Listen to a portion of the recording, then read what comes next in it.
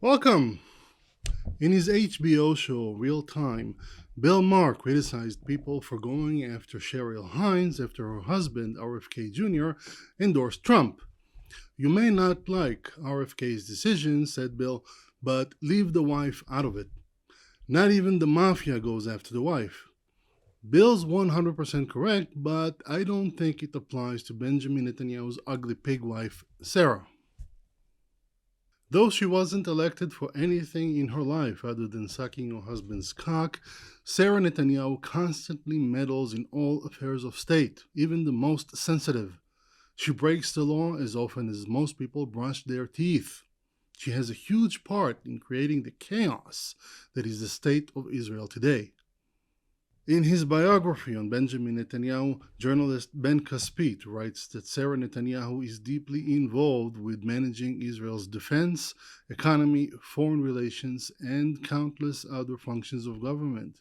According to reports from several journalists, it was Miss Piggy who blocked the formation of an emergency government following the October 7th massacre. On that day, Gaza declared war on Israel. 1,200 people were slaughtered. It was needed to bring the opposition parties, Benny Gantz and Gadi Eisenkot, into the emergency wartime cabinet so difficult decisions could be made with the broadest possible consensus. But Miss Piggy blocked it for 5 days because she was worried that Gantz and Eisenkot might take credit for winning the war and gain momentum in the polls, whereas if they were left out, the public will credit her husband, King Bibi, with winning the war. October 7th, the most brutal massacre of Jews since the Holocaust.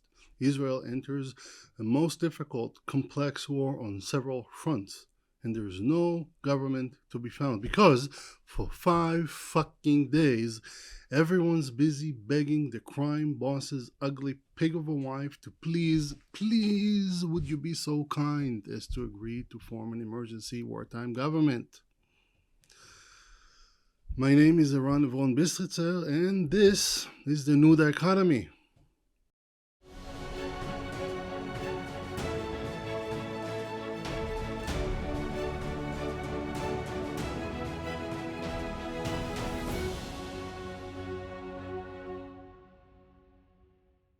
No one in Netanyahu's crime syndicate gets appointed for anything unless Miss Piggy approves. Several reports over the years tell the same story of how a candidate for a high-ranking position in government would sit for an interview with the Prime Minister. A few minutes in, the Prime Minister is called out of the room for an emergency call. The Mrs. then takes her husband's place and conducts the interview herself. If true, this is very, very illegal.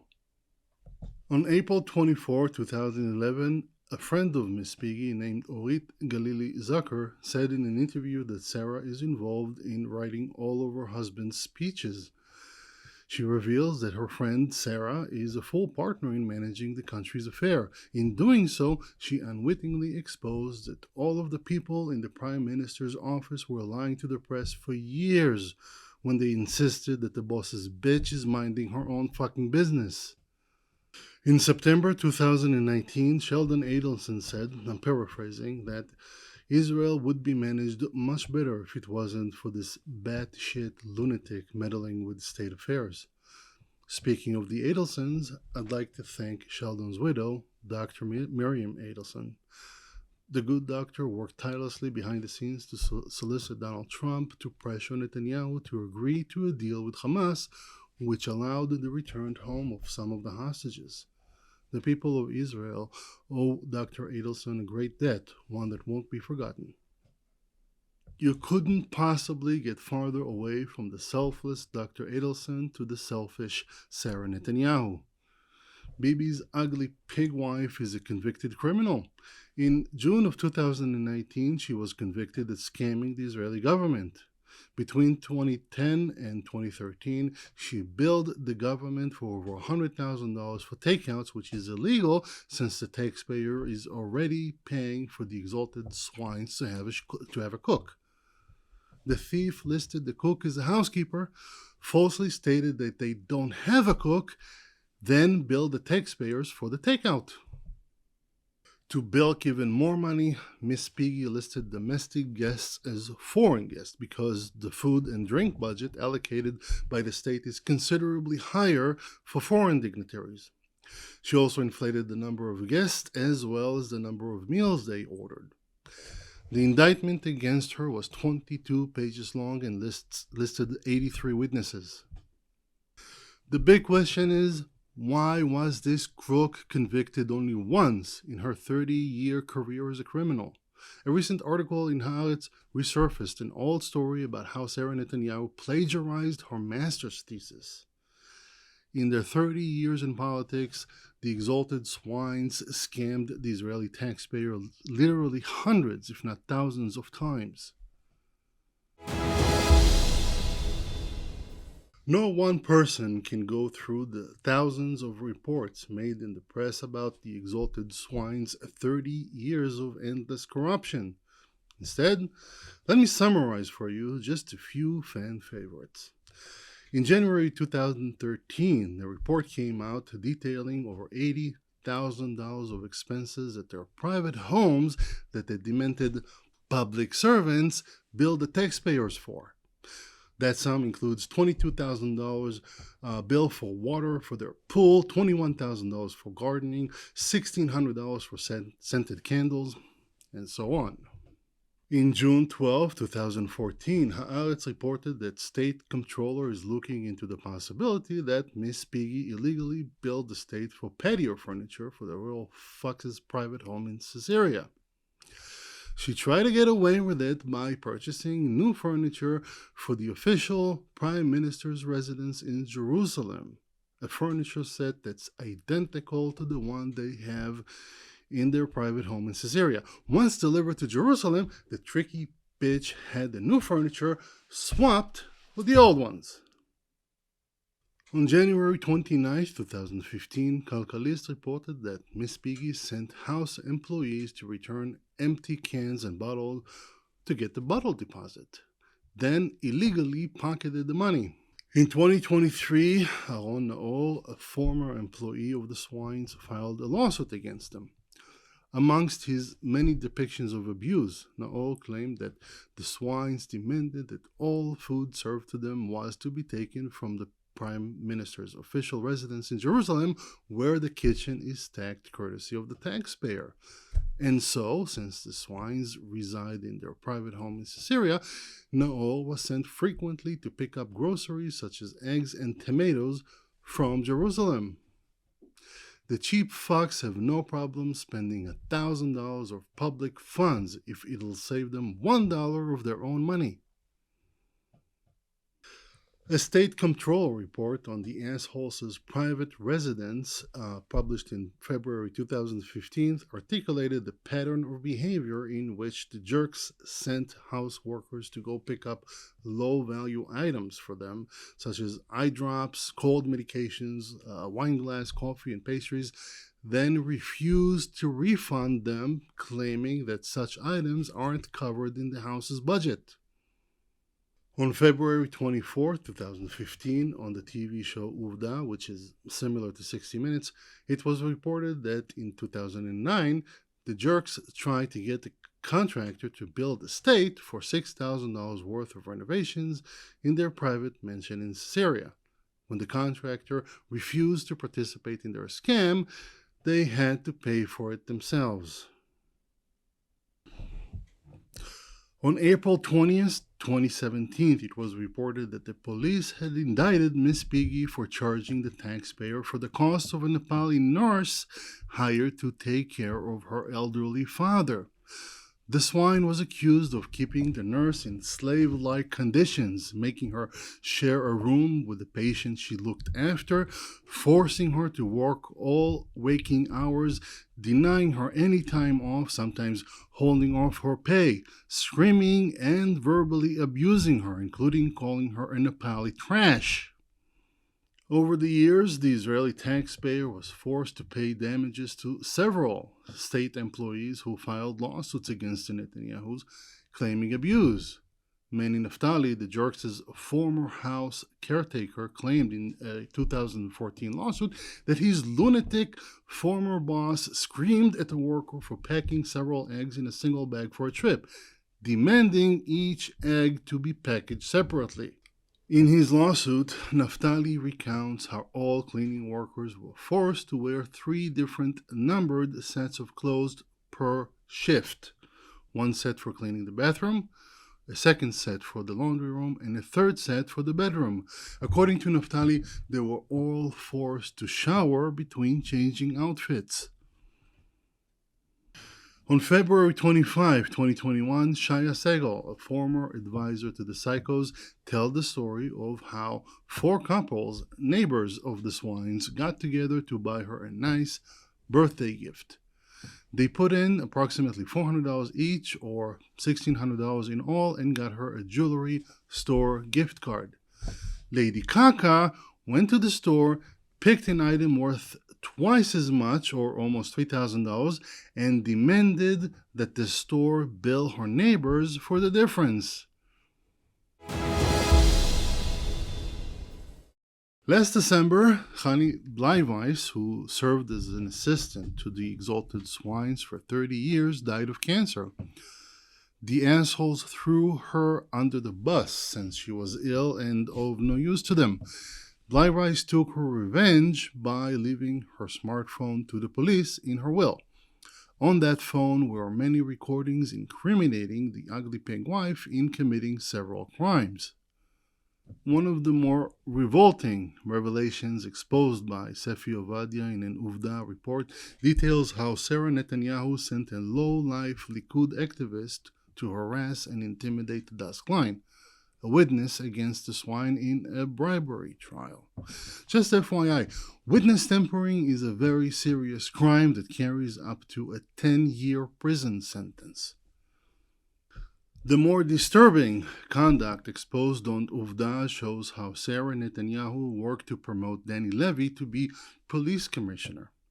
Levy made a name for himself for being an especially brutal enforcer, beating up peaceful civilians who protested against the government, which is their legal right.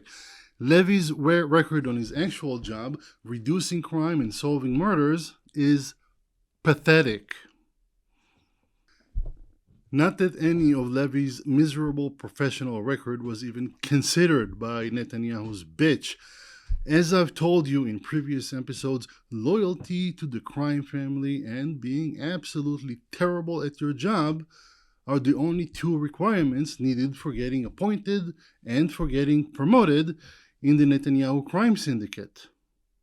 Sarah Netanyahu worked tirelessly behind the scenes and away from the public's eye to catapult Levy through the ranks all the way to the top in record time. By appointing Levy to police commissioner, the Netanyahu crime syndicate successfully corrupted yet another of Israel's democratic institutions, the police. Following the report on Uvda, the Israeli Attorney General ordered a new criminal investigation against the not-so-good wife. Alas, Hani Bleiweiss's phone could not be found, and the Uvda reporters won't disclose any of their sources to the police, and so the investigation has hit a dead end.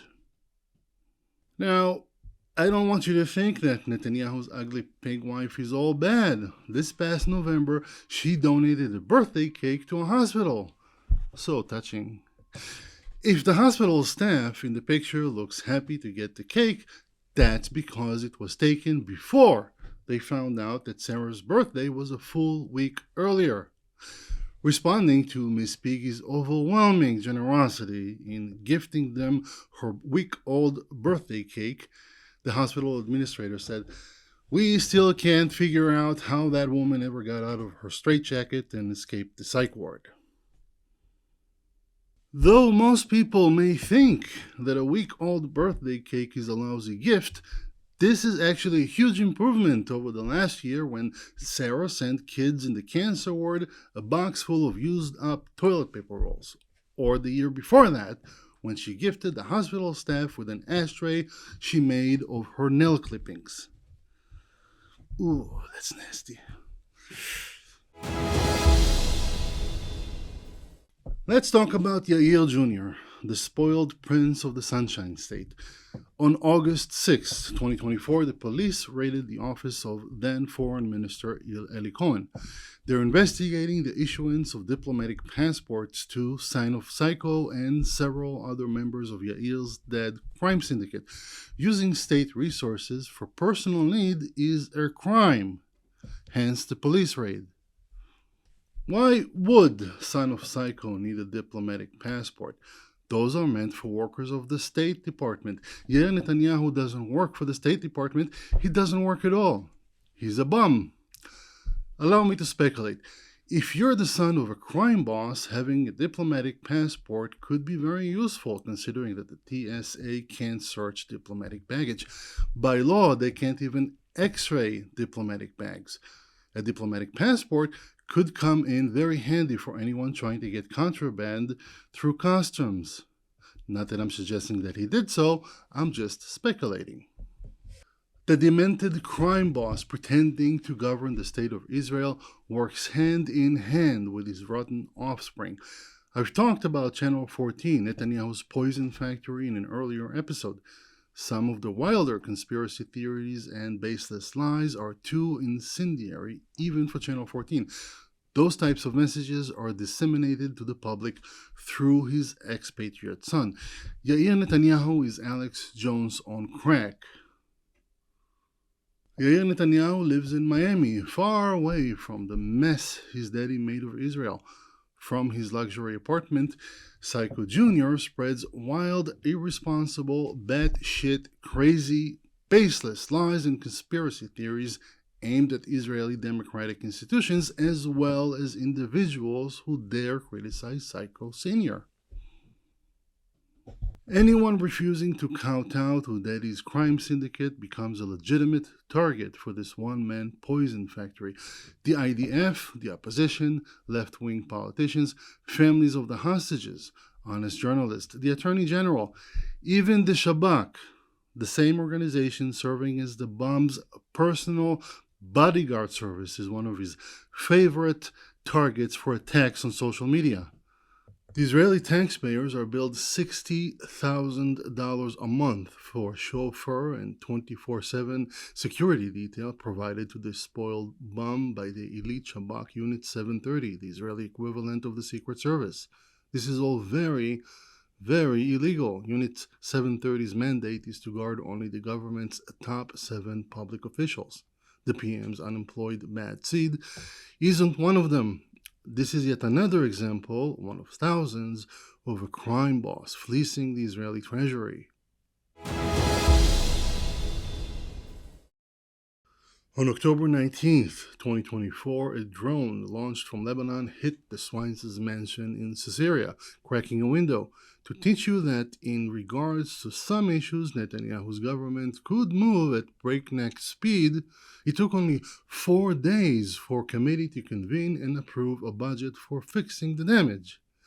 The cost of replacing one cracked window was over $500,000. I don't know if the Guinness Book of World Records has a category for world's most expensive window, but if they do, I believe we got a winner. The greedy swines never really needed the excuse of a drone strike for demanding that the Israeli taxpayer pays for repairs for their private residences at exorbitant prices. Just 2 months before the drone incident, they demanded that the state pay for waterproofing their Caesarean mansion. Earlier that year, they got the state to renovate their pool, claiming that this was security-related maintenance. The PM may not find the time to attend a single one of the almost 2,000 Israeli funerals he's responsible for in his current administration, but he's got an inexhaustible amount of time for securing public funding for renovating his private properties. In February 2024, Amitai Gazit wrote in Kalkalist that between 2019 and 2024, the Israeli taxpayer paid $7.5 million for fitting the Netanyahu's private dump in Jerusalem to security requirements. $7.5 million? They could have demolished the entire house and rebuilt it, and it would have cost less than what the fitting cost. Thing is, the Shabak deemed this dump unfit for them to stay in during a time of war, even after the upgrades. Indeed, when the war broke out on October 7th, the jerks stayed at their friends, billionaire Simon Falik's home. So, why would the state spend a fortune upgrading the swines' private pigsty? No one knows. By the way, according to Misgav, unless they paid Simon Falik about $7,000 in rent, they've received an illegal gift and they've committed a crime by staying there. Free stays and costly renovations pale compared to the several hundreds of gifts these thieves have stolen from the State of Israel. In 2017, the Prime Minister's Office's legal counsel sent the crime boss a list of 27 gifts given to King Benjamin I while in office, demanding he returns them.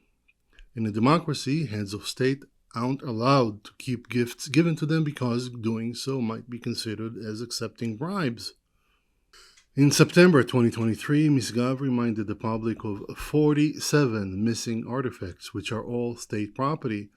Among them is an ancient copy of the Bible he got from Putin, valued at $1 million. 4 months earlier, Netanyahu got from Putin a rare copy of the Jewish War by Flavius Josephus, printed in 1527. That book is valued at $15 million.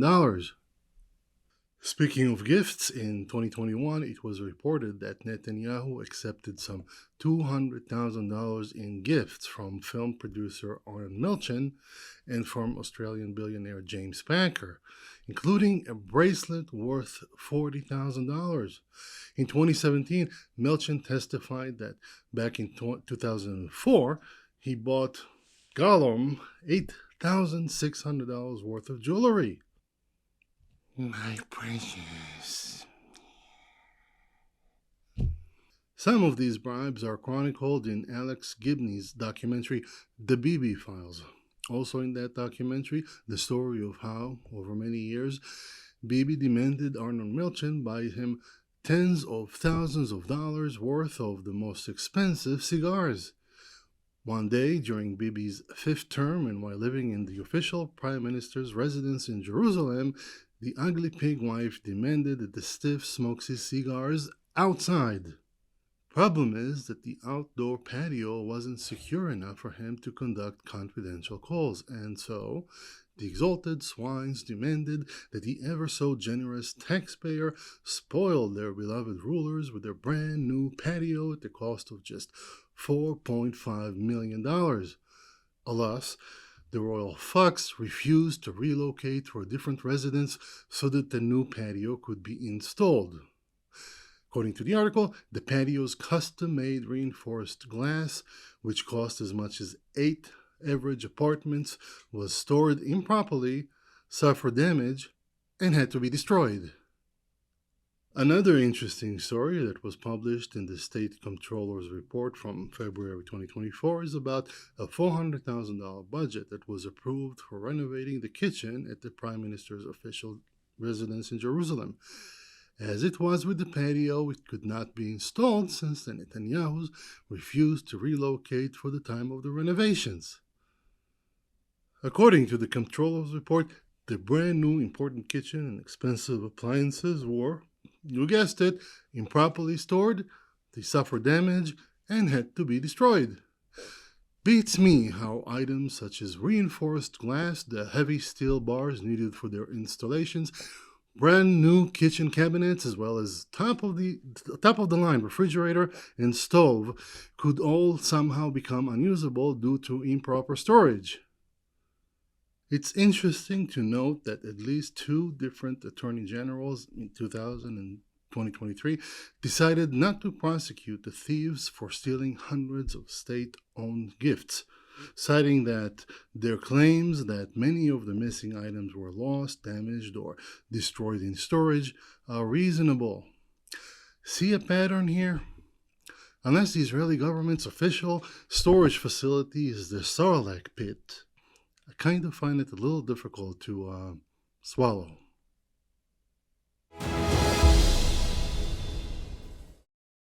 Exactly how do these motherfuckers get away with all this shit, you must be asking. Simple. In their 30 years in politics, the Netanyahus systematically and relentlessly ousted most gatekeepers and most professional government employees, replacing them with incompetent sycophants. They flooded the entire public sector with countless selfish scumbags who owe their cushy government jobs to their benefactors and therefore remain loyal to them no matter how many laws they violate or how many human lives they destroy. These scumbags, many of whom are convicted criminals, serve as rubber stamps, happy to sign off on every one of the demented wannabe monarchs' wins. Penny pinching down to the last penny. They even tried getting the taxpayer to pay for their pet's food. That's all too fitting, considering that they've appointed their house pet as chief gatekeeper. No, not that house pet, the other house pet. Yossi Shelley. Shelley, Netanyahu's former chief of staff, is a special kind of douche. In 2008, he was charged with fraud and perjury, having stated that he had no affiliation with any political party before getting appointed to Postmaster General. Shelley's a member of the Likud party, hence the perjury charge. In 2023, a Brazilian woman accused Shelley that while he was Israel's ambassador to Brazil, he tried extorting sexual favors from her. My favorite Yossi Shelley story is about how, on the day after the October 7th massacre, he got his stupid ass on TV and insinuated that the Nova Music Festival, in which 380 partygoers were brutally slaughtered by Palestinian terrorists, was in and of itself an element that contributed to the chaos of that day. That's like watching Jaws and blaming the girl for getting eaten by the shark. That girl contributed to the chaos by getting herself killed. If that girl didn't want to get eaten by the shark, she should have stayed home. Makes perfect sense. Last November, Shelley was appointed to be Israel's ambassador to the UAE. I guess that's one way of keeping him from saying stupid shit on television.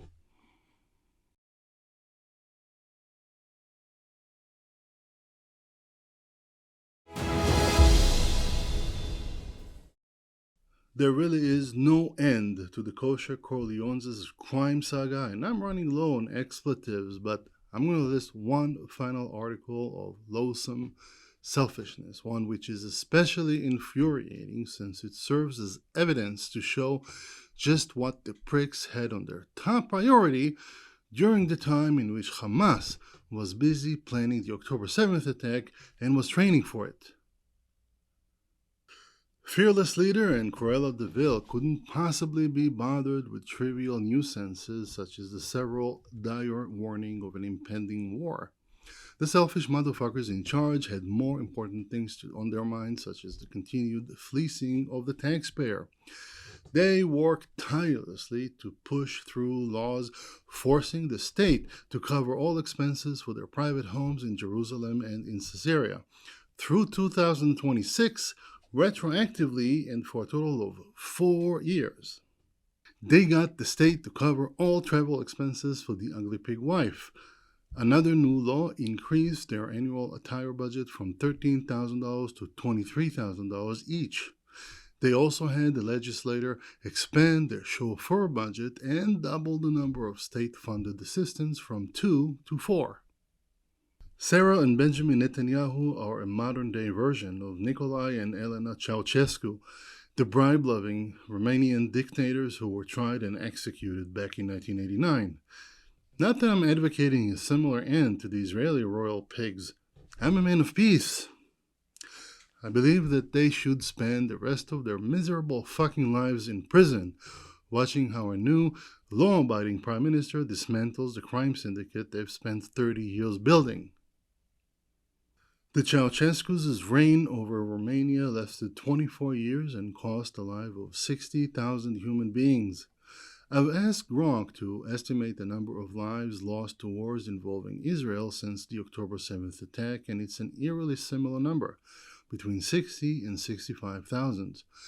The Netanyahu's reign echoes that of the Ceausescu's also in its longevity, its unmitigated corruption, and most horrendously in its blatant indifference to the loss of human lives and to suffering.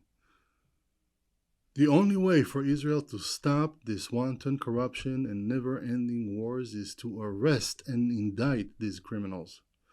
They've both committed enough crimes to be sentenced to about 1,000 years in prison. An election, even one in which they lose, won't make them any less dangerous or any less destructive. For the Netanyahus to be stopped, the law must finally come to them. This is a good time to remind you just how lucky American citizens are to have a constitution that limits the president's term to 2. 8 years is plenty of time to make an impact, but ostensibly not enough time for a despot to replace thousands of public servants with loyalists. Most of the damage inflicted by the Netanyahus was done in the last 10 to 12 years. I'd estimate that at least 90% of it, maybe more, could have been avoided if only Israel enjoyed a similar system of constitutionally mandated checks and balances. The American Constitution limits the power of any one person in any one branch of the government. It prevents too much power from being concentrated in one place. That is what makes America the great country that it is today. For America to remain the leader of the free world, its constitution must be defended by everyone who identifies as an American, regardless of the political vantage point. That's it for this episode. Thank you for watching.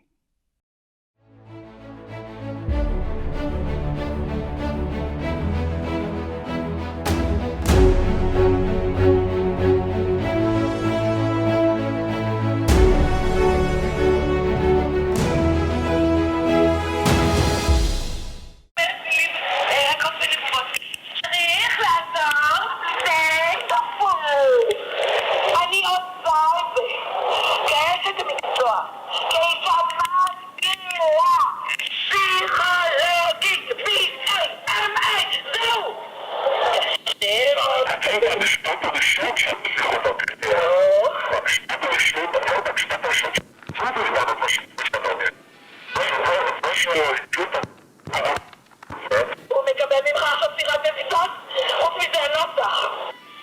יש את ראש הממשלה מחייב גם פעילות ציבורית